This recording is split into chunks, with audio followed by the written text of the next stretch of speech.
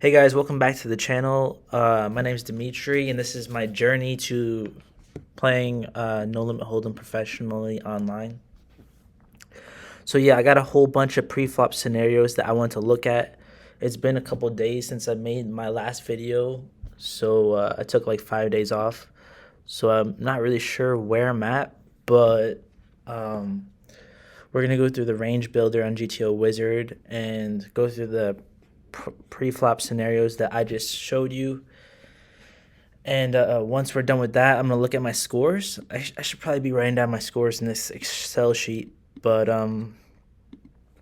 we're gonna, if it's above like 80%, maybe 85%, I shouldn't look at it a second time because I think my study time will be used better elsewhere. So if I focus on more post flop scenarios where I have no idea what I'm doing, or like turn strategy, like I really need to work on that stuff. So pre-flop's really important. It's like the top of the game tree.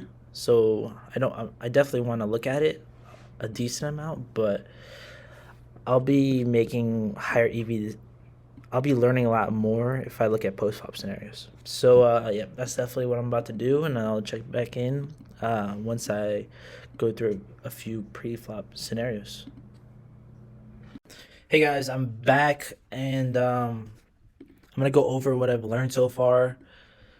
So it's the next day, and yeah, we went through some more pre-flop scenarios, and with these, my intuition's pretty good. So like I'm scoring 90% plus on the range builder quiz. So we looked at versus RFI in position. So like cutoff versus under the gun, and button versus under the gun, and cutoff versus button.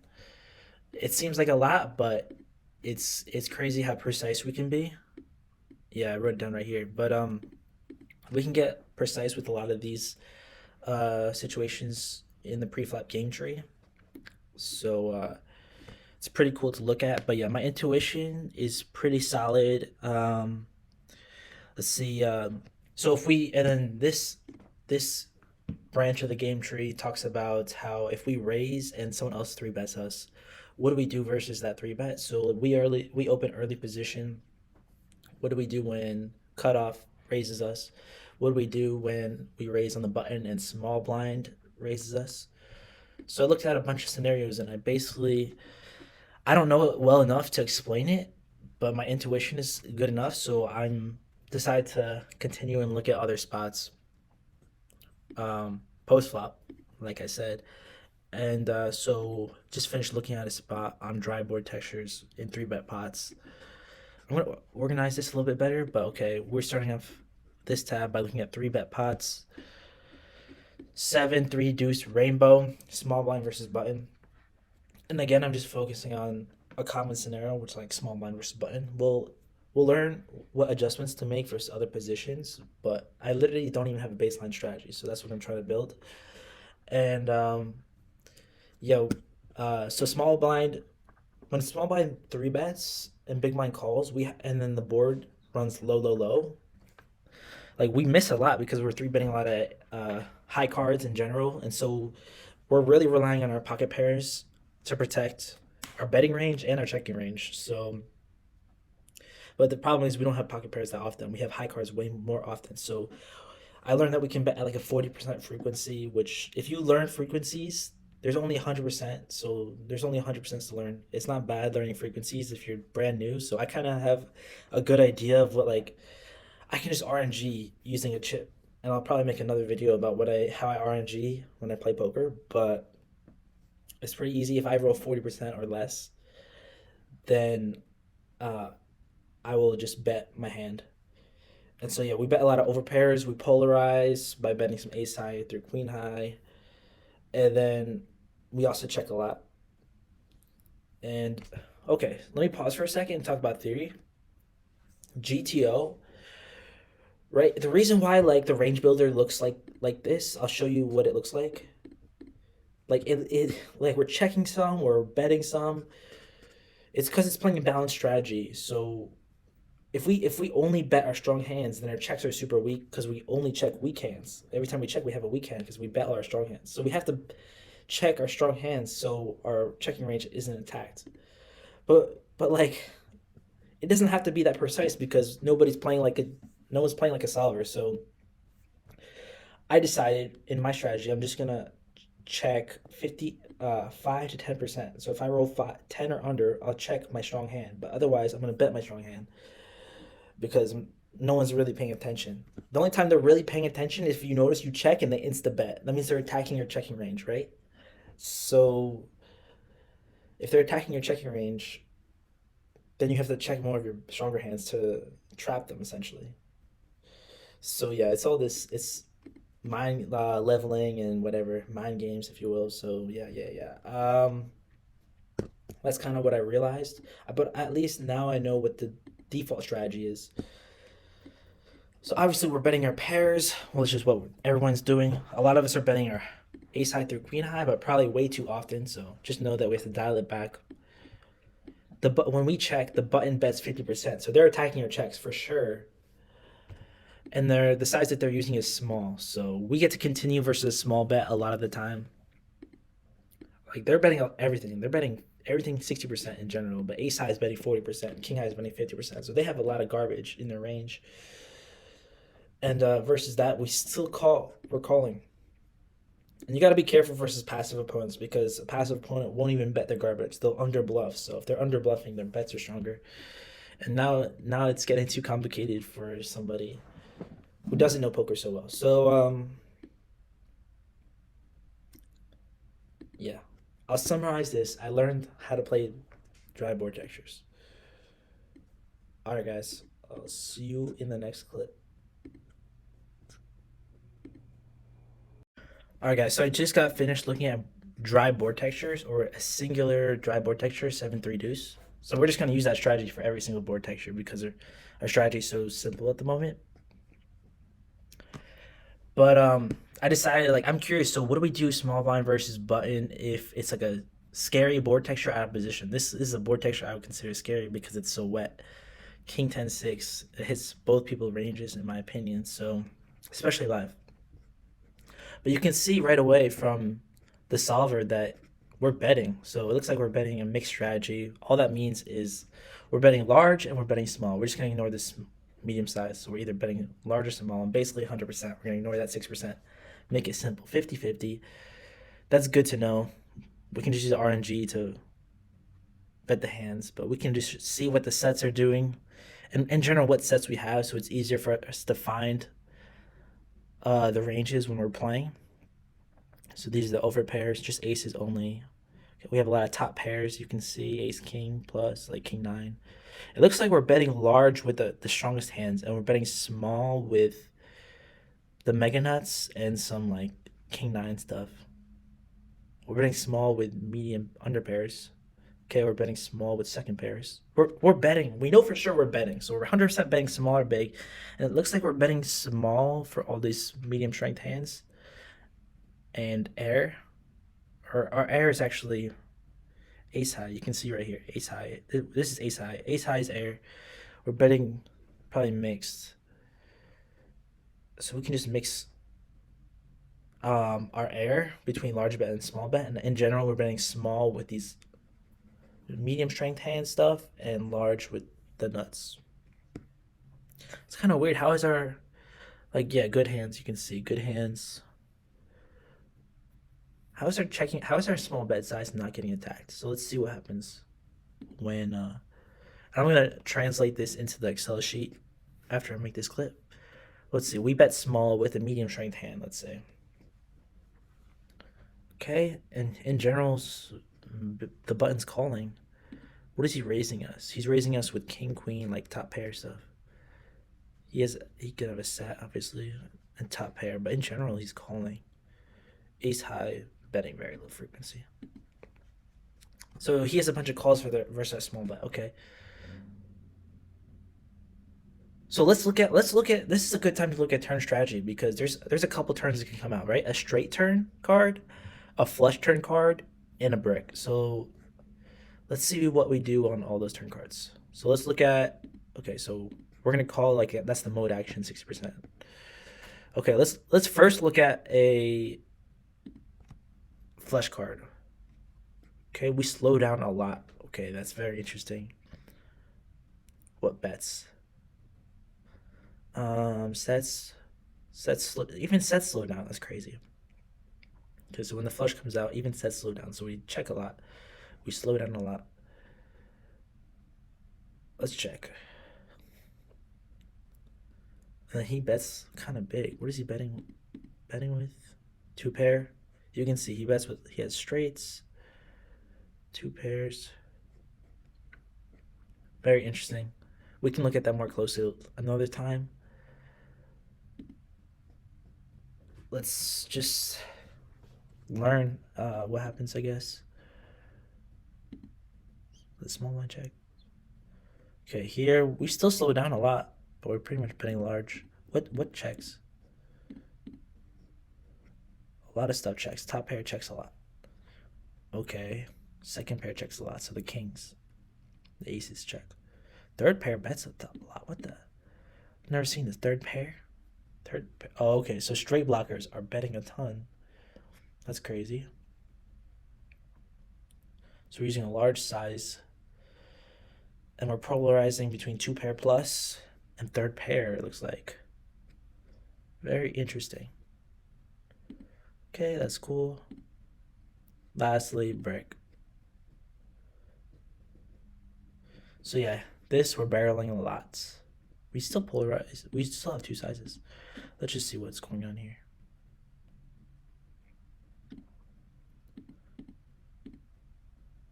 Okay, I mean sets are always betting, two pairs betting always.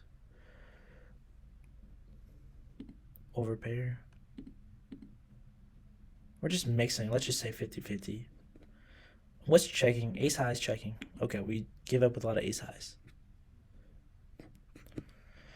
All right, I just want to look at that. That's pretty interesting. Now we know a little bit more than we did a few seconds ago. So, hey, that's progress. Let's go. All right, see you guys. Hey guys, just finished playing live. I'm gonna study and play online a little bit, and when I get frustrated, I'm gonna go to the gym. So, yep, we just got back, but I decided the plan is going to be to look at four bet solutions for small blind versus button, and some blind versus blind situations. So, and then we're gonna play online. So I'm gonna show you. I purposely didn't open it before I started recording to show you guys exactly how I have things set up, shortcuts to make it convenient. But let's see. We go to range builder, or we can just go to this. We can just look at the solutions because we literally don't even know what to do. So let's do this. So when someone three bets us, what are our four betting ranges? So okay, we get three bets. Then what do we do on the button? So it looks like we're four betting. Like 15%, which doesn't really matter. Who cares? 15%. But let's just look at the hands that we're three betting. Obviously, four betting. I mean, okay, this is standard. Okay, king queen off or four betting. And what's the size that we're using? Okay, we're four betting to 26, so we're basically min raising them. Okay, that's cool to know. So all the pairs we're mixing nines plus. Okay, and then we're polarizing with these worse aces. Okay, and then the offsuit's pretty much always raising. So we can just exclude ace 10 and just add that to ace jack. Ace jack plus, king queen off plus, ace jack off plus, and then we're polarizing. Okay, that's pretty straightforward. We're calling the rest. Everything that looks pretty. Okay, then let's look at some blind versus blind situations. Literally, I don't even know what our three betting range looks like. So we're raising the button range. We know that. Okay, big blinds, defending pretty wide, raising a lot of suited stuff that's kind of counterintuitive. Wow, and like all these offsuit garbage stuff. So that's very interesting. Okay, we can replicate that a little bit. Okay, so we get raised. Then what is he four betting? The offsuit stuff. Okay, pretty much the same shape. The offsuit stuff's raising, polarizing a little bit. Okay. Okay, we just wanted to know what we're four bet bluffing with. So we know this top of the range is not bluffs, but we wanted to know what hands we're bluffing with, and so we sort of got an idea of the offsuit stuff and the low ace X suited stuff. Okay, now I'm gonna load up ACR.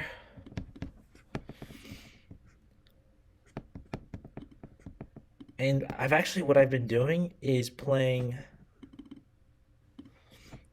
these Zoom tables, which are really convenient. So yeah.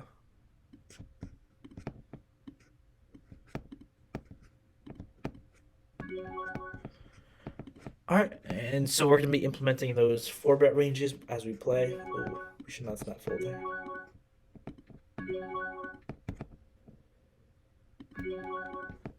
But yeah, guys, alright. I'll see you guys in the next clip. Alright, guys, I'm concluding this video by recapping everything that I learned so far, because repetition is key, and there's so much information that I kind of, although my intuition I realize is pretty decent. You know, we were scoring in the 90s. I want to be a little bit more precise than that, and as time passes, I'm getting less and less precise. So you can see it's been a couple days. December 13th right now. So I'm gonna go through all the RFIs, everything that we outlined in the Excel sheet. That's why it's nice to keep track. I don't really have to use any memory. So we need to update the Excel sheet to include the 4-bet ranges that we studied in the last clip. So yeah, obviously poker's complex, so we have infinite stuff to learn, but this stuff is pretty nice to get out of the way, and it covers a lot of our game when we play. So, and we can use the concepts we learned so far to you know, think about poker better in other spots that we haven't studied. So yep, we're gonna go through all the RFIs and everything else. I'm not gonna be using range builder for this speed purposes, but yeah, my kids are taking a nap if you're wondering, and so yeah, this is what I'm gonna do.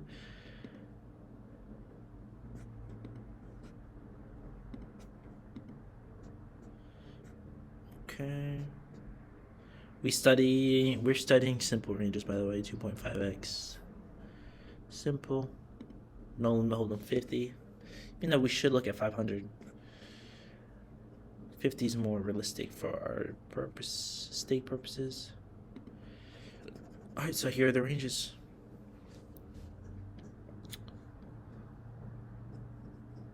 Why is it not all the ace X? And I can begin to see why. I think it's what the heck?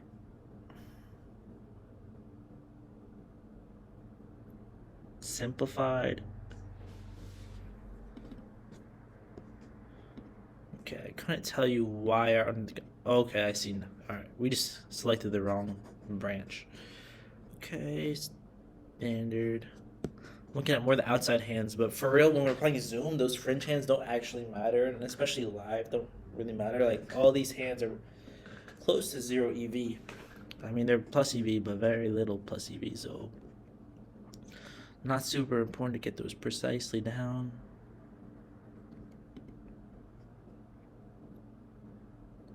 Very good, we're just adding a few hands. Pretty standard.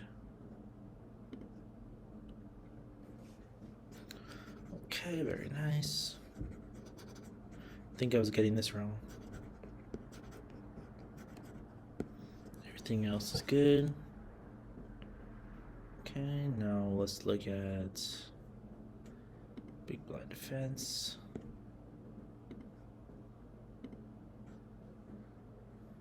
Okay, we're calling a lot, obviously. We're raising very little, but it's towards up here. Very interesting. Definitely wasn't doing this correctly. This stuff's kind of interesting. We kind of exclude it from our game, but we can start to include it. It's easier for us to memorize stuff now that we have more experience. Okay, we're going to see how things change. Yeah, we just shift things down, open more of these, less of this, more pocket pairs. Yep, it just shifts everything down. Makes more raises. Increase our value range. Very good. Okay, let's get small blind fence. Pretty tight. We understand that it's tight. Tens, half of tens. That's less tens that we're doing. King queen off. Was very confused about that hand, so we're just excluding that.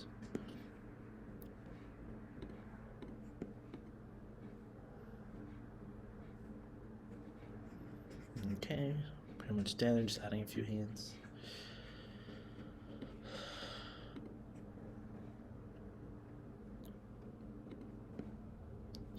Okay, so let's see what we're doing. We're just raising basically the small blind range in the cutoff and position. Same thing, very linear.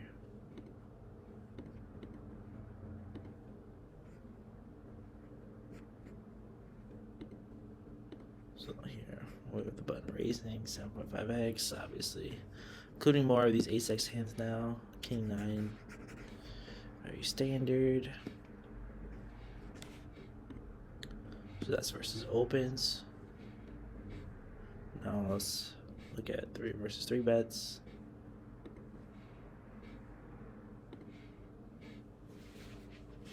So when we get 3 bet, this is basically, let's see, raise.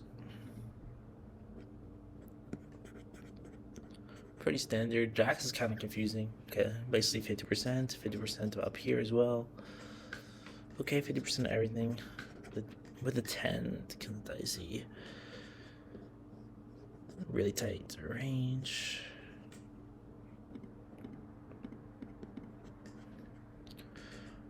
Okay, so we're gonna fold, raise. Let's look at some more ranges. Very tight. Okay, now we're calling more. Okay, very interesting.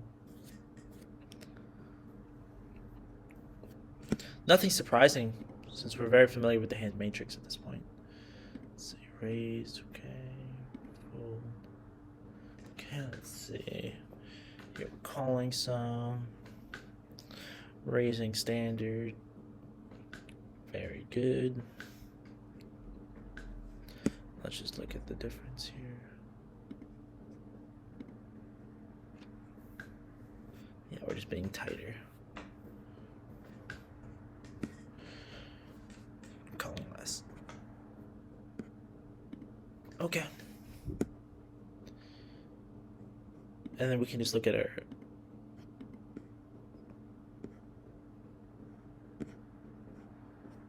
notes for the bets. Right. We still have a lot of studying to do. This is when we're overbetting. Nice. 75% for draw heavy, 1/3 for disconnected. Very good. We're betting large and large, small and large. Right, we're mixing. Nothing surprising. Right, this point is that we can play unbalanced until someone starts exploiting us. So playing balanced is only important when someone starts exploiting us. Right? And we know this because that's more fresh on our minds. So yep. Awesome. That was some good review. We're gonna do that again on my own. But yeah, thanks for watching, guys. We're making progress. Let's go. I hope you guys are joining me on this journey. And it's gonna be a little bit until my next video because I got some things to do. Holidays coming up. So yep. And these are our goals for next calendar year. But we started early. So yeah, we're ahead of schedule. Let's go. Let's go. Let's go. All right. I'll see you guys in the next video. Thanks for your support. Thanks for the comments in the last video. And yeah, I'll see you guys. Peace.